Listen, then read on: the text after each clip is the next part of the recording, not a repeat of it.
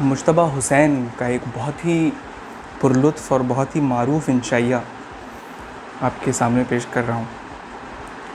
عنوان ہے دیمکوں کی ملکہ سے ایک ملاقات۔ امید ہے آپ کو یہ مضمون پسند ہے۔ لکھتے ہیں، ایک زمانہ تھا جب میرا زیادہ تر وقت لائبریریوں میں گزرتا تھا، لیکن جب میں نے دیکھا کہ سماج میں جوہلا ترقی کرتے چلے جا رہے ہیں اور اونچی اونچی کرسیوں پر قبضہ جما چکے ہیں، تو میں نے سوچا کہ لعنت ہے ایسے علم پر جس سے علم کی پیاس تو بھلے ہی بجھ جائے لیکن پیٹ کی آگ نہ بجھنے پائے۔ ملک کی یونیورسٹی پر غصہ بھی آیا کہ اگر وہ علم کو پھیلانے کے بجائے جہالت کو ہی عام کرنے کا بیڑا اٹھا لیتی تو آج ملک نہ جانے کتنی ترقی کر لیتا۔ اس خیال کے آتے ہی میں نے لائبریریوں کو خیرباد کہا اور پھر کبھی ان کی طرف آنکھ اٹھا کر بھی نہ دیکھا۔ میں نے باہر آ کر جہالت کے گر سیکھنے کی کوشش کی، یہاں تک کہ سیاست دانوں کی صحبتوں سے فیضیاب ہوا کہ یہ ہستیاں جہالت کا سر چشمہ ہوتی ہیں، لیکن یہ گر نہ آیا۔ کسی نے سچ کہا ہے کہ علم کی دولت آدمی کے پاس ایک بار آ جاتی ہے تو پھر کبھی نہیں جاتی۔ میں نے لاکھ کوشش کی کہ اپنے اندر یہ جو علم کا افلاس ہے اسے کسی طرح باہر نکالوں اور اس کی جگہ جہالت کی دولت سے اپنے سارے وجود کو مالا مال کروں، مگر یہ کام نہ ہو سکا۔ یہ اور بات ہے کہ ایک عرصے تک علم سے لگاتار اور مسلسل دور رہنے کی وجہ سے میں نے تھوڑی بہت ترقی کر لی ہے، مگر پچھلے دنوں بات کچھ یوں ہوئی کہ میں اپنے ایک دوست کے ساتھ کہیں جا رہا تھا۔ راستے میں اسے اچانک ایک ضروری کام یاد آ گیا۔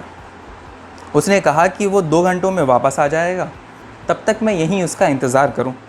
سامنے ایک پارک تھا، سوچا کہ یہاں وقت گزار لوں، لیکن اس عمر میں نوجوانوں کی خوشگوار مصروفیتوں اور ناخوشگوار حرکتوں میں مخل ہونا پسند نہ آیا۔ سامنے ایک ہوٹل تھا جہاں نہایت اونچی آواز میں موسیقی کو بجا کر گاہکوں کو ہوٹل کے اندر آنے سے روکا جا رہا تھا۔ اب وہ پرانی لائبریری ہی برابر میں رہ گئی تھی جس میں اپنے زمانہ جاہلیت میں نہایت پابندی سے جایا کرتا تھا۔ خیال آیا کہ چلو آج لائبریری میں چل کر دیکھتے ہیں کہ کس حال میں ہیں یاران وطن۔ افسوس ہوا کہ اب بھی وہاں کچھ لوگ علم کی دولت کو سمیٹنے میں مصروف تھے۔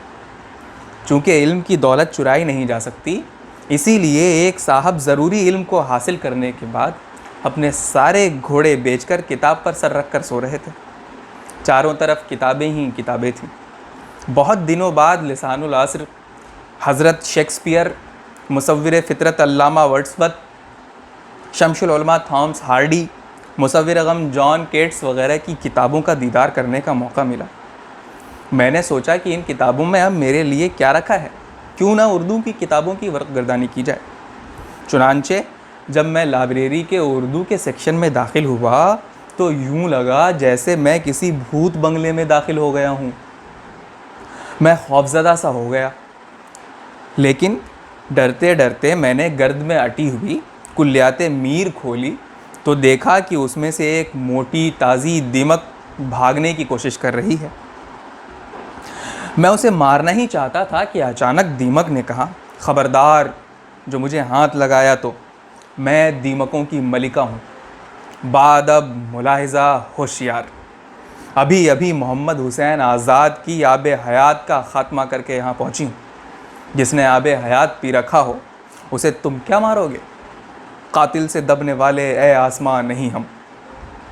دیمک کے منہ سے اردو کے مصرے کو سن کر میں بھونچکا سا رہ گیا۔ میں نے حیرت سے کہا، تم تو بہت اچھی اردو بول لیتی ہو، بلکہ اردو شعروں پر بھی ہاتھ صاف کر لیتی ہو۔ بولی، اب تو اردو ادب ہی میرا اوڑھنا بچھونا اور کھانا پینا بن گیا ہے۔ پوچھا، کیا اردو زبان تمہیں بہت پسند ہے؟ بولی، پسند ناپسند کا کیا سوال پیدا ہوتا ہے؟ زندگی میں سب سے بڑی اہمیت آرام اور سکون کی ہوتی ہے جو یہاں مجھے مل جاتا ہے۔ تم جس سماج میں رہتے ہو وہاں آرام، سکون اور شانتی کا دور دور تک کہیں کوئی پتہ نہیں ہے۔ امن و امان کی تلاش میں مارے مارے پھرتے ہو، اب اگر میں یہاں آرام سے رہنے لگی ہوں تو تمہیں کیوں تکلیف ہو رہی ہے؟ میں نے پوچھا لیکن تمہیں یہاں سکون کس طرح مل جاتا ہے؟ بولی ان کتابوں کو پڑھنے کے لیے اب یہاں کوئی آتا ہی نہیں ہے۔ مجھے تو یوں لگتا ہے جیسے یہ ساری کتابیں میرے لیے فوڈ کارپوریشن آف انڈیا کا درجہ رکھتی ہیں۔ مجھے تو یقین ہے کہ تم جو اب یہاں آئے ہو تو تم بھی کتابیں پڑھنے کے لیے نہیں آئے ہو، کہیں تم خود مصنف تو نہیں ہو؟ میں نے حیرت سے پوچھا تم نے کیسے پہچانا کہ میں مصنف ہوں؟ بولی میں تمہیں جانتی ہوں، ایک رسالہ کی ورق نوشی کرتے ہوئے میں نے تمہاری تصویر دیکھی تھی، بلکہ تھوڑی سی تصویر کھائی بھی تھی، ایک دم بد ذائقہ اور کڑوی کسیلی نکلی۔ حالانکہ وہ تمہاری جوانی کی تصویر تھی، پھر بھی اتنی کڑوی کہ کئی دنوں تک منہ کا مزہ خراب رہا۔ میں تو بڑی مشکل سے صرف تمہاری آنکھیں ہی کھا سکی تھی، کیونکہ تمہارے چہرے میں کھانے کے لیے ہے ہی کیا؟ تم اردو کے مصنفوں میں یہی تو خرابی ہے کہ تصویریں ہمیشہ اپنی نوجوانی کی چھپواتے ہو اور تحریریں بچوں کی سی لکھتے ہو۔ اور ہاں، خوب یاد آیا، تم نے کبھی سر سید احمد خان کو بغیر داڑھی کے دیکھا ہے؟ نہیں دیکھا تو آثار السنادید کی وہ جلد دیکھ لو جو سامنے پڑی ہے۔ ایک دن خیال آیا کہ سر سید داڑھی اور اپنی مخصوص ٹوپی کے بغیر کیسے لگتے ہوں گے۔ اس خیال کے آتے ہی میں نے بڑے جتن کے ساتھ سر سید احمد خان کی ساری داڑھی نہایت احتیاط سے کھا لی، پھر ٹوپی کا صفایا کیا۔ اب جو سر سید احمد خان کی تصویر دیکھی تو معاملہ وہی تھا، قیس تصویر کے پردے میں بھی اوریاں نکلا۔ اب یہ تصویر میرے آرٹ کا ایک نادر نمونہ ہے۔ مجھے تصویروں میں مسکراہٹیں بہت پسند آتی ہیں۔ مونالیزا کی مسکراہٹ تو اتنی کھائی کہ کئی بار بدہضمی ہو گئی۔ زمانے کو اس کی مسکراہٹ آج تک سمجھ میں نہیں آئی، مجھے اس کا ذائقہ سمجھ میں نہیں آیا۔ عجیب کھٹ میٹھا سا ذائقہ ہے، کھاتے جاؤ تو بس کھاتے ہی چلے جاؤ، پیٹ بھلے ہی بھر جائے لیکن نیت نہیں بھرتی۔ میں نے کہا تم تو آرٹ کے بارے میں بھی بہت کچھ جانتی ہو۔ بولی جب آدمی کا پیٹ بھرا ہو تو وہ آرٹ اور کلچر کی طرف راغب ہوتا ہے۔ میں نے دیکھا ہے کہ کیڑوں مکوڑوں کا پیٹ بھر جائے تو وہ بھی یہی کرتے ہیں۔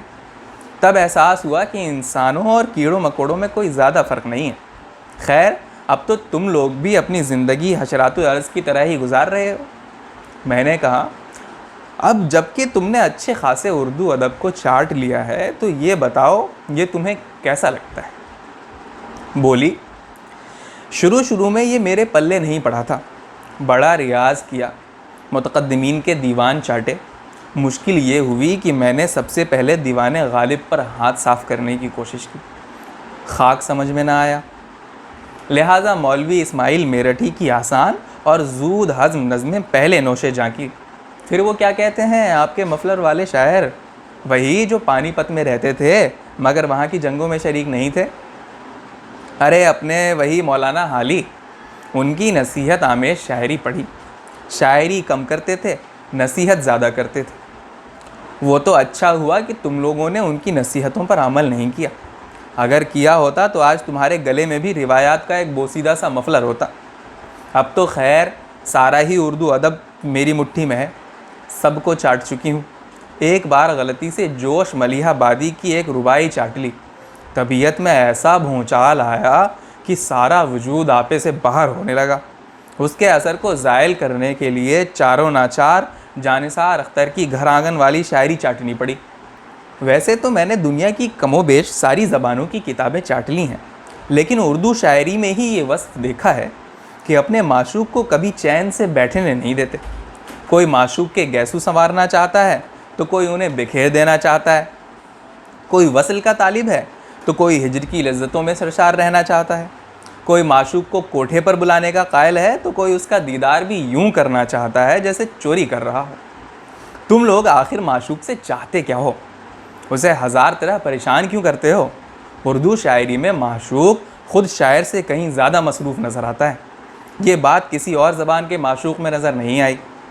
اردو شاعروں کا عشق بھی عجیب و غریب ہے۔ عشق کرنا ہو تو سیدھے سیدھے عشق کرو بھائی۔ کس نے کہا ہے تم سے کہ معشوق کی یاد آئے تو آسمان کی طرف دیکھ کے تارے گنتے رہو؟ اس کی یاد نے زور مارا تو اپنا گریبان پھاڑنے کے لیے بیٹھ جاؤ؟ معلوم ہے کپڑا کتنا مہنگا ہو گیا ہے، سیدھے سیدھے معشوق کے پاس جاتے کیوں نہیں؟ اپنے دل کا مدعا بیان کیوں نہیں کرتے؟ عاشق بزدل اور ڈرپوک ہو تو ایسے ہی چونچلے کر کے اپنے دل بہلاتا رہتا ہے۔ میں نے کہا اردو ادب پر تو تمہاری گہری نظر ہے۔ بولی اب جو کوئی اس کی طرف نظر اٹھا کر دیکھتا ہی نہیں تو سوچا کہ کیوں نہ میں ہی نظر رکھ لوں۔ پوچھا داغ دہلوی کے کلام کے بارے میں تمہارا کیا خیال ہے؟ بولی ان کا کلام گانے کے چکر میں اچھی خاصی بیویاں طوائفیں بن گئیں، مجھے تو طبلہ اور سارنگی کے بغیر ان کا کلام سمجھ میں ہی نہیں آتا۔ پوچھا اور ہمارے فانی بدایونی؟ بولی ان کے غم پر بے پناہ ہنسی آتی ہے، عجیب مضحکہ خیز غم ہے۔ اور مولانا آزاد؟ بولی زندگی بھر ٹھاٹھ سے عربی لکھتے رہے اور لوگ اسے اردو سمجھ کر پڑھتے رہے۔ عربی کے کسی ادیب کو اردو میں شاید ہی اتنی شہرت ملی ہو۔ میں نے کہا یہ بتاؤ تمہیں اردو کی کتابیں کیسی لگتی ہیں؟ بولی تمہارا جو ادب لیتھوگرافی کے ذریعے چھپا ہے اسے کھاؤ تو یوں لگتا ہے جیسے باسی روٹی کے ٹکڑے چبا رہی ہیں، پھر جگہ جگہ کتابت کی غلطیاں کباب میں ہڈی کی طرح چلی آتی ہیں۔ لیکن جو کتابیں اردو اکیڈمیوں کے مالی تعاون کے ذریعے چھپنے لگی ہیں وہ بہت لذیذ ہوتی ہیں۔ میں تو جزوی امداد کی چارٹ میں کل کتاب ہی کو کھا جاتی ہوں۔ ان میں ادب ہو یا نہ ہو کھانے میں لذیذ ہوتی ہیں، کیونکہ مفت خوری میں جو مزہ ہے وہ محنت کی کمائی میں کہاں۔ اعجازی زندگی گزارنے کی شان ہی جداگانہ ہوتی ہے۔ ہاں ایک بات اور، اردو کا مصنف اور شاعر اپنی کتابوں کے دیباچوں میں بات بات پر اس قدر شکریہ کیوں ادا کرتا ہے؟ پبلشر اور سرپرستوں وغیرہ کا شکریہ تو خیر پھر بھی برداشت کیا جا سکتا ہے، لیکن اردو کا مصنف اس سائیکل رکشہ والے کا بھی شکریہ ادا کرنے پر مجبور نظر آتا ہے جس میں بیٹھ کر وہ کتاب کی پروف ریڈنگ کرنے جایا کرتا تھا۔ اس کا شکریہ ادا کرنے سے تو یہی گمان ہوتا ہے کہ اردو کا مصنف سائیکل رکشہ والے کو کرایہ ادا نہیں کرتا تھا، تبھی تو اتنا گڑ گڑا کر اور ہاتھ جوڑ جوڑ کر ممنون ہوتا رہتا ہے۔ میں نے تو یہاں تک دیکھا کہ ایک شاعر نے اپنے مجموعہ کلام کی اشاعت کے لیے چمڑے کے ایک بیوپاری کا یوں شکریہ ادا کیا جیسے چمڑے کا یہ بیوپاری نہ ہوتا تو اردو ادب در بدر ٹھوکریں کھاتا پھرتا، اور وہ بھی ننگے پاؤں۔ بھیا چمڑے کا کاروبار اور چمڑی کا کاروبار دو الگ الگ چیزیں ہیں۔ تم اپنی شاعری میں چمڑی کا کاروبار کرتے ہو، پھر چمڑے کے بیوپاری کو اس کی ساری خباثتوں کے ساتھ ادب میں کیوں لے آتے ہو؟ میں نے کہا کیا تم یہ چاہتی ہو کہ اردو کے ادیب اور شاعر کسی کا شکریہ ادا نہ کریں؟ بولی شکریہ ادا کرنا اچھی بات ہے، لیکن اصل میں جس کا شکریہ ادا ہونا چاہیے اس کا تو ادا کرو۔ میں نے پوچھا مثلاً کس کا؟ شرما کر بولی مجھے کہتے ہوئے لاج سی آتی ہے، اردو کے اور ادیبوں اور شاعروں کو اب تو میرے سوا اور کسی کا شکریہ ادا نہیں کرنا چاہیے، کیونکہ بالآخر اب میں ہی ان کی کتابوں میں پائی جاتی ہوں، ورنہ انہیں پوچھتا کون ہے؟ دیمکوں کی ملکہ کی بات بالکل سچی تھی۔ میں نے گھبرا کر کہا تم بالکل ٹھیک کہتی ہو، اگلی بار اگر میری کوئی کتاب چھپی تو اس میں تمہارا شکریہ ضرور ادا کروں گا۔ ہنس کر بولی اتنی ساری بات چیت کے بعد بھی تم اپنی کتاب چھپواؤ گے؟ بڑے بے شرم اور ڈھیٹ ہو۔ مرضی تمہاری، ویسے میرا شکریہ ادا کرنے کے بجائے کتاب ہی میرے نام معنون کر دو تو کیسا رہے گا؟ یہ کہہ کر دیمکوں کی ملکہ کلیات میر کی گہرائیوں میں کہیں گم ہو گئی اور میں لائبریری سے باہر نکل آیا۔